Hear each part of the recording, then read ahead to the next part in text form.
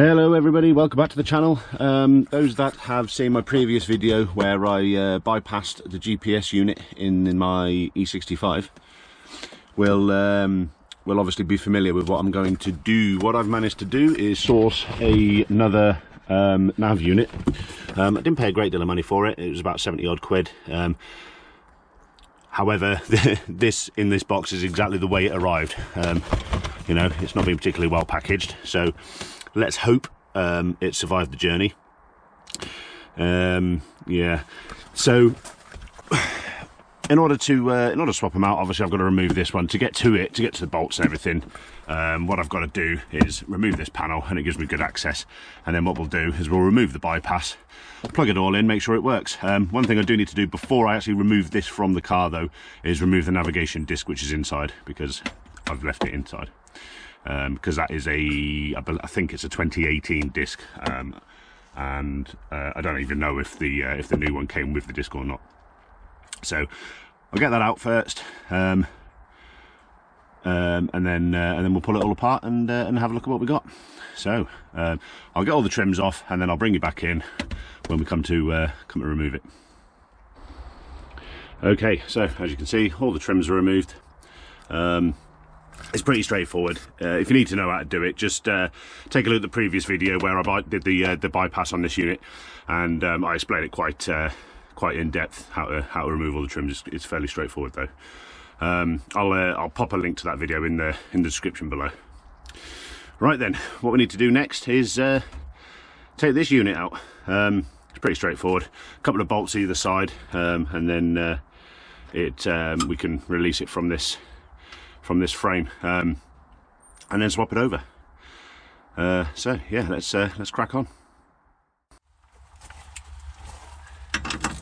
Okay, 4 8mm bolts.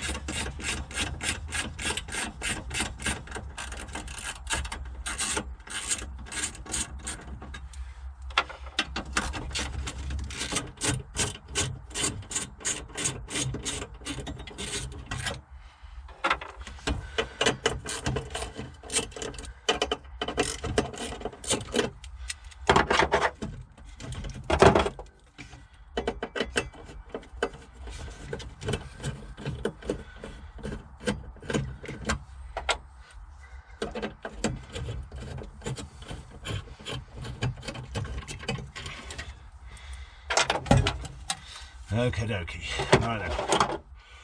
Now, I can't actually remember whether this unit even powered on. So I might not be able to get the disc out of it. What I'll do, I'll have a little bit of a play, see if I can get the disc out. Okay, so what I'm going to do first is I'm going to remove the bypass that I installed when I found the end of the tape, because there's loads of tape on it. Where is the end? Could have just cut it off, but I don't have a knife handy. Where's the end of the tape?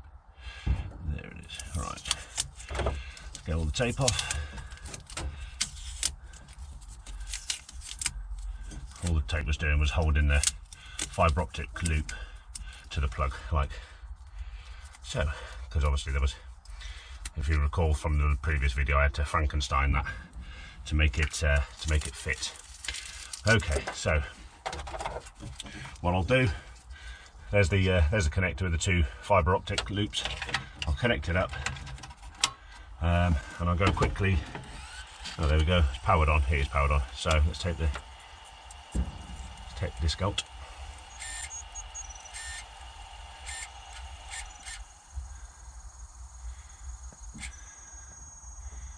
Come on. There we go. Cool. So that's a fairly up-to-date map. It's I say up-to-date. It's 2018, so it's last year's map. So it's not too bad. Right then, let's unplug this one. Disconnect all the connectors, and that's the GPS antenna.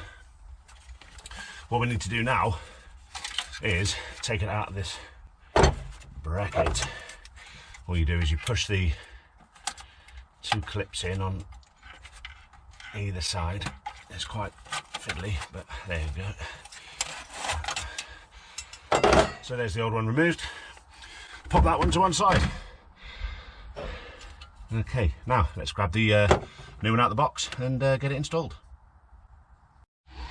Okay, so here's the replacement one. I didn't actually check it before, but it's actually already got the bracket on it. I didn't realise it sent it with the bracket on, so I didn't actually need to remove the bracket from the old one. However, let's get it plugged in and see how we get on. So, plug the green connector in first. Just put it the right way around. There we go. GPS antenna. And then fibre optic loop. Okay, we've got power, so that's a good start. Let's eject the disc and see what we've got. Mind you, this one's saying that there's no CD in there.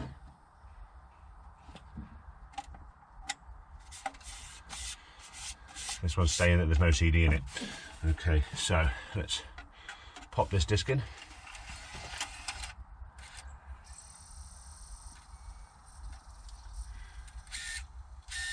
Okay, it sounds like it's reading the disc, so that's a good start.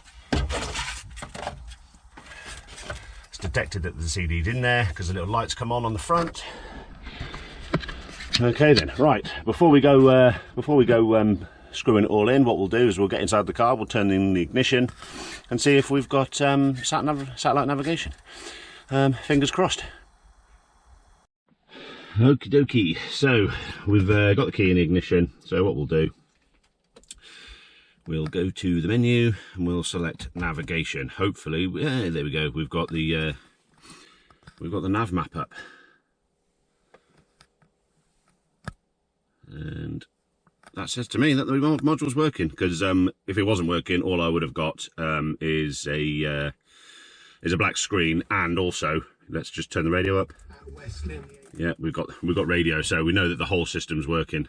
If the Sat Nav module wasn't working, it would not be bridging the fibre optic signal to the rest of the modules in the loop. So yeah, pretty simple fix.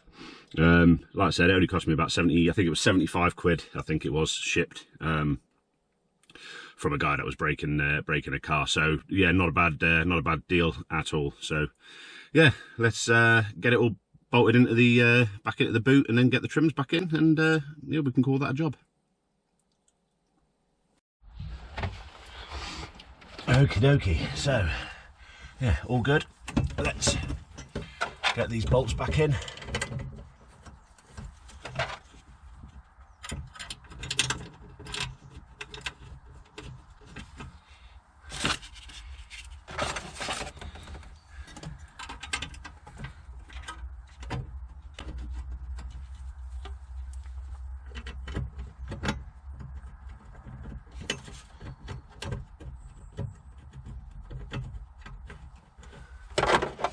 Okay, that's them all in.